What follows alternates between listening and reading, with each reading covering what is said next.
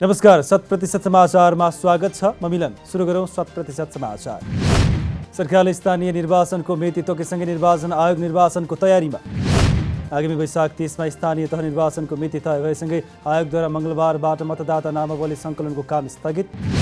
कानुनी व्यवस्था अनुसार निर्वाचनको मिति घोषणापछि मतदाता नामावली सङ्कलन गर्न नपाइने। निर्वाचन आचार संहिता अनुसार देशभर मतदाता नामावली सङ्कलन हुने कार्यालयलाई आजदेखि रोक्न र हालसम्मको विवरण पठाउन आयोगको निर्देशन। स्थानीय निकायको निर्वाचनका लागि अर्थ मन्त्रालयमा 38 अर्ब रुपियाँ बजेट माग। 12 अर्ब निर्वाचन आयोगले र सुरक्षा निकायले 26 अर्ब रुपियाँ बजेट माग गरेको अर्थ मन्त्रालयको भनाइ।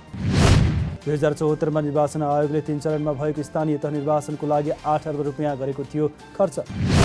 स्थानीय तह निर्वाचनको लागि करिब 38 अर्ब बजेट माग भए पनि 10 अर्ब दिने स्थितिमा रहेको अर्थ मन्त्रालयद्वारा जानकारी। स्थानीय तह निर्वाचनको लागि करिब 38 अर्ब बजेट माग भए पनि 10 अर्ब दिने स्थितिमा रहेको अर्थ मन्त्रालयद्वारा जानकारी।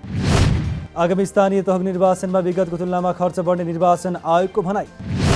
निर्वाचन प्रयोजनका लागि 120 दिन पाउनुपर्नेमा अब केवल 90-95 दिन मात्रै आयोगसँग भएकाले सबै कामहरू फास्ट ट्र्याकबाट गर्नुपर्दा खर्च बढ्ने आयोगको दाबी।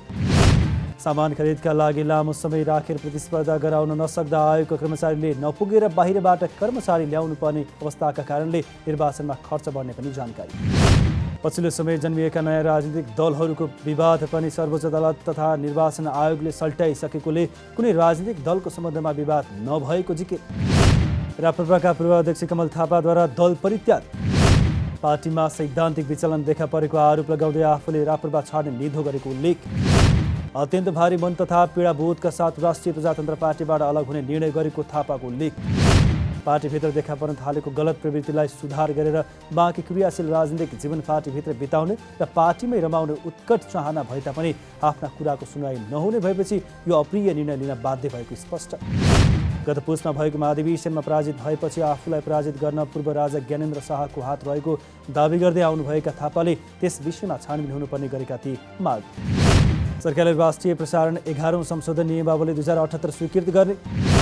त्यस्तै धितोपत्र दर्ता तथा निष्कासन 5औं संशोधन नियमावली 2078 स्वीकृत गर्ने सरकारको निर्णय। चीनसँगको सीमा विवादका विषयमा वास्तविकताका आधारमा उपयुक्त समयमा आधिकारिक धारणा बाहिर ल्याउने पनि सरकारद्वारा जानकारी। बुधबार बस्ने प्रतिनिधि सभाको बैठकमा एमसीसी अनुमोदनका लागि पेश गर्ने कार्यसूचीमा परेन। संसद सचिवालयले मङ्गलबार सार्वजनिक गरेको कार्यसूचीमा एमसीसीको विषय उल्लेख गरेको छैन। प्रस्तावित बुधबारको कार्यसूचीमा प्रधानमन्त्री देउवाले थारू आयोगको तेस्रो वार्षिक प्रतिवेदन पेश गर्ने र पूर्व सांसद जगतबहादुर ताजपुरियाको निधनमा शोक प्रस्ताव पारित गर्ने मात्र उल्लेख। प्रधानमन्त्रीले बुधबार दिउँसो 1 बजे बस्ने बैठकमा एमसीसी अनुमोदनका लागि टेबल गर्ने तयारीमा भए पनि सत्तामै रहेका माओवादी केन्द्र, एकीकृत समाजवादी र सभामुख त्यसको पक्षमा छैनन्। सरकारले पेट्रोलियम पदार्थमा गरेको मूल्य वृद्धिबारे संसदीय समितिले छानबिन गर्ने। सङ्घीय संसद अन्तर्गतको राज्यका निर्देशक सिद्धान्त, नीति र दायित्वको कार्यान्वयन, अनुगमन तथा मूल्याङ्कन समितिद्वारा मङ्गलबार छानबिनका लागि 3 सदस्यीय उपसमिति गठन। पेट्रोलियम पदार्थको मूल्य वृद्धि र त्यसको वैकल्पिक व्यवस्था गरेर जनतालाई राहत दिने गरी सरकारले आवश्यक सुझाव दिन उपसमिति गठन गर्नुपरेको समितिको सभापति निरादेवी जौरीको भनाइ। यता खरिदभन्दा बिक्री मूल्य कम भएकाले पेट्रोलियम पदार्थको मूल्य वृद्धि गर्नुपरेको नेपाल आयल निगमका निमित्त कार्यकारी निर्देशक सुशील भट्टराईको स्पष्टीकरण। महिला बालबालिका तथा ज्येष्ठ नागरिक मन्त्री उमा रेग्मीद्वारा ब्रिकुटी मण्डप क्षेत्रको अनुगमन। ब्रिकुटी मण्डप क्षेत्रभित्र रहेका व्यापारीहरूले स्टल भाडा समेत नतिरेको पाइएपछि मन्त्री रेग्मीद्वारा मङ्गलबार हङकङ बजारसहित भाडामा लिएका अन्य भवनहरूको पनि अनुगमन। ब्रिकुटी मण्डपभित्र भाडा नतिर्ने र अनियमितता गर्नेमाथि तत्काल कारबाही गर्ने मन्त्री रेग्मीको चेतावनी। ब्रिकुटी मण्डप क्षेत्रको भाडा लगाउने काम बिचौलियाहरूले गरिरहेको उल्लेख गर्दै अब सोझै समाज कल्याण परिषदले भाडा सम्झौता गर्ने व्यवस्था गर्न लागि मन्त्री रेग्मीको भनाइ। आगामी वैशाख 30 गते स्थानीय तहको निर्वाचन गर्दा स्थानीय तह निर्वाचन सम्बन्धी ऐन संशोधन गर्नुपर्ने आवश्यकता रहेको नेकपा माओवादी केन्द्रका नेता देव गुरुङको दावी। कार्यकाल समाप्त हुनुभन्दा 2 महिना अगावै निर्वाचन गरिसक्नुपर्ने ऐनको व्यवस्था भएकाले वैशाख 30 गते निर्वाचन गर्दा पनि कानुनी जटिलता हुन सक्ने गुरुङको जिकिर। त्यसै अन्तर्राष्ट्रिय सम्बन्धलाई समेत अप्ठ्यारो पार्ने गरी एमसीसीको विषयलाई गिजोलिएको नेपाली कङ्ग्रेसका नेता मिन विश्वकर्माको भनाइ। एमसीसी परियोजनासँग संलग्न राजनीतिक दलहरूले नै गलत प्रचारबाजी गरी भ्रम सृजना गराएको विश्वकर्माको आरोप। सभामुखलाई महाभियोग ल्याउने परिस्थिति सिर्जना हुन सक्ने नेकपा एमालेका सांसद महेश बस्नेतको भनाइ। नेकपा एमालेमा 100 जना सांसद महाभियोग लगाउने कुरामा तयार रहेको भन्दै पार्टीले सङ्ख्या पुर्याउन पहल गरेमा सभामुखलाई महाभियोग लगाउन सकिने बस्नेतको टिप्पणी। सभामुखले व्यवस्थित ढङ्गले सदन सुचारू नगरेर आफ्नो पार्टीले राखेका माग पूरा नगरे सदनमा एमालेको विरोध स्वाभाविक रूपमा रहने बस्नेतको स्पष्टोक्ति। प्रधानमन्त्री शेरबहादुर देउवा र माओवादी केन्द्रका अध्यक्ष पुष्पकमल दाहालले एमसिसीलाई लेखेको पत्र राज्य शक्तिको दुरुपयोग भएको भनी बस्नेतको जिकिर। पछिल्लो 24 घण्टामा 1957 जनामा कोभिड-19 को संक्रमण पुष्टि। सोही अवधिमा कोभिड-19 को संक्रमणबाट थप 11 जनाको मृत्यु। पछिल्लो 24 घण्टामा 5103 जना संक्रमण मुक्त। हाल देशभर 36,181 सक्रिय संक्रमित। एकीकृत नेपाल कम्युनिस्ट पार्टीद्वारा पूर्व अध्यक्ष गोपाल किरातीलाई पार्टीबाट निष्कासन गरी आलोक रायमाझीको नेतृत्वमा नयाँ कार्यसमिति चयन। जनता र राष्ट्रको हितका लागि पार्टी नयाँ ढङ्गले अगाडि बढेको भन्दै अब देशभक्त र स्वाधीनताको आन्दोलनको नेतृत्व आफ्नो पार्टीले गर्ने अध्यक्ष रायमाझीको भनाइ। एकीकृत समाजवादी निकट निजावादी कर्मचारी सङ्गठन नेपालद्वारा विधान परिवर्तन गर्दै काठमाडौँ घोषणापत्र सार्वजनिक। नेपाल निजावादी कर्मचारी सङ्गठनलाई पुनर्गठन गरी एकीकृत सरकारी कर्मचारी सङ्गठन नेपालको नामबाट उल्लेखित। ट्रेड युनियन आन्दोलनभित्र अनेक आरोप रहेको भन्दै आफैले निर्माण गरेको सङ्गठनलाई विघटन गरेर एकीकृत सरकारी कर्मचारी सङ्गठन स्थापना गरेको संयोजक महेन्द्र कुमार घिमिरेको भनाइ। पार्टीले लिने तत्कालीन कार्यनीतिको पछाडि दीर्घकालीन रणनीति हुने नेकपा माओवादी केन्द्रका अध्यक्ष पुष्पकमल दाहालको भनाइ। नेत्रविक्रम चन्द विप्लव नेतृत्वको नेकपा जुम्ला जिल्ला इन्चार्ज चन्द्रबहादुर तिरुवा र विकिरण लगायतलाई पार्टी प्रवेश गराउँदै आफूहरू रणनीतिक सोचका साथ अगाडि बढेको अध्यक्ष दाहालको जिकिर। अमेरिकी सहयोग मिलेनियम च्यालेन्ज कर्पोरेसन एमसिसीलाई प्रतिनिधि सभाबाट पारित गर्ने तयारी भएपछि साना वामपन्थी दलको मङ्गलबारबाट आन्दोलन सुरु। साना दलद्वारा देशैभरि संयुक्त कोण सभाको आयोजना गरी आन्दोलनको सुरुवात। बुधबार काठमाडौँ उपत्यकामा माइती घरबाट जुलुससहित संसद भवन अगाडि विरोध प्रदर्शन गर्ने साना दलको घोषणा। बुधबार देशैभरि सदरमुकामहरूमा समेत संयुक्त विरोध प्रदर्शन र सभा आयोजना गरिने साना दलहरूको योजना। राष्ट्रघाती एमसिसी सम्झौताबाट अनुमोदन गर्न गरेको प्रयत्न नेपालको राष्ट्रिय स्वाधीनता माथिको निर्मम प्रहार र दुस्साहस भएको ठहर गर्दै यसका विरुद्ध सशक्त आन्दोलन गर्न साना दलहरूको अपिल। सरकारले श्रमिकका लागि पनि श्रमिक अस्पताल निर्माण गर्ने। श्रम रोजगार तथा सामाजिक सुरक्षा मन्त्री कृष्ण कुमार श्रेष्ठद्वारा श्रमिक अस्पताल निर्माणको सम्भाव्यता अध्ययन टोली गठन। टोलीले अस्पताल सञ्चालनका लागि मानवीय भौतिक आर्थिक तथा व्यवस्थापकीय स्रोत साधन सञ्चालन मोडालिटी लगायत पक्षबारे अध्ययन गर्ने। सिमकोट विमानस्थलमा जमेको हिउँ पन्छाएपछि हुम्लाको अन्तर जिल्ला जोड्ने हवाई सेवा 5औं दिनपछि सञ्चालनमा। विमानस्थलका कर्मचारी एयरलाइन्सका कर्मचारी विमानस्थल सुरक्षा गार्डमा खटिएका सुरक्षाकर्मी जडीबुटी व्यवसायी लगायतको सक्रियतामा हिउँ पन्छाइयो। हिउँ पन्छाउने कार्य सम्पन्न भएसँगै सीता र तारा एयरले नेपालगञ्जबाट उडान भरेको नागरिक उड्डयन प्राधिकरण शाखा कार्यालय सिमकोटद्वारा जानकारी।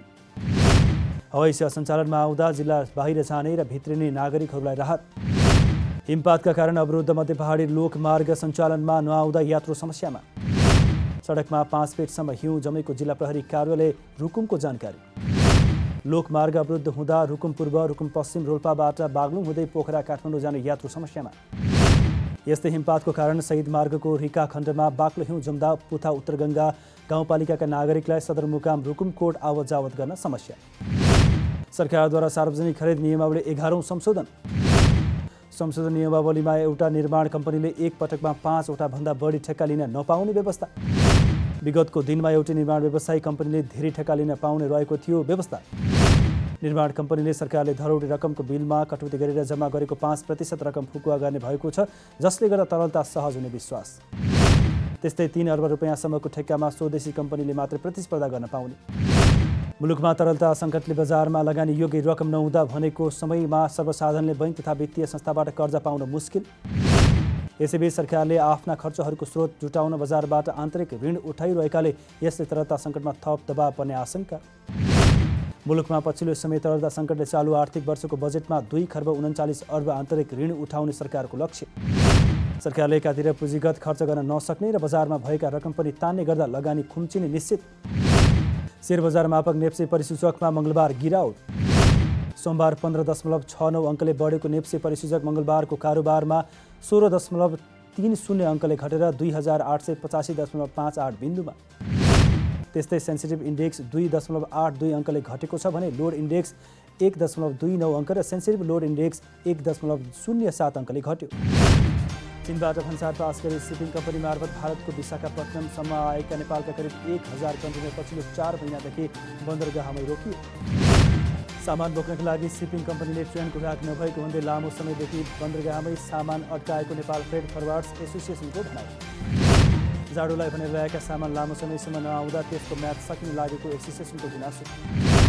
चीनबाट आयात गरिएका सामानमा सिपिङ कम्पनीले नै व्यवस्था गरिदिँदा र कार्गो रेल कम्पनीको आनाकानीका कारण सामान बन्दरगाहमै रोक्न बाध्य। रुसका राष्ट्रपति भ्लादिमिर पुटिनसँगको भेटपछि आगामी दिनहरू युक्रेनको तनावलाई कम गर्न महत्त्वपूर्ण हुने फ्रान्सका राष्ट्रपति इमानुएल म्याक्रोनको दाबी। युक्रेनको सिमानामा रुसी फौज तैनात गरिएपछि भएको एक पश्चिमी नेतासँगको यो मस्को वार्ताले प्रगतिको सङ्केत दिएको राष्ट्रपति पुटिनको भनाइ। नेटो सदस्य राष्ट्रहरूले युक्रेनलाई आधुनिक प्रकारका हतियारहरू उपलब्ध गराउँदै युक्रेनी सेनाको आधुनिकीकरणका लागि महत्त्वपूर्ण वित्तीय स्रोतहरू विनियोजन पुटिनको टिप्पणी। युक्रेनलाई नेटोमा आवेदन नहुनु र 8 वर्ष अघि रसियाले कब्जा गर्यो क्रिमिया फिर्ता लिने प्रयास नगर्न पुटिनको चेतावनी। सोमालियामा भोकमरीका कारण ठूलो सङ्ख्यामा नागरिक समस्यामा परेको संयुक्त राष्ट्रसङ्घद्वारा जानकारी। पछिल्लो समय सोमालियामा ठूलो भोकमरीका कारण कम्तीमा पनि 43 लाख मानिस प्रभावित। भोकमरीकै कारण खाना र पानी खोज्नका लागि 2,71,000 मानिस आफ्नो घर छोडेर हिँडेको राष्ट्रसङ्घको मानवीय सहायता सम्बन्धी एजेन्सीले सार्वजनिक गरेको तथ्याङ्कमा उल्लेख। यो जनसङ्ख्याका लागि आवश्यक मात्रामा सहयोगको लागि पनि एजेन्सीद्वारा सबै विदेशी समुदायलाई आग्रह।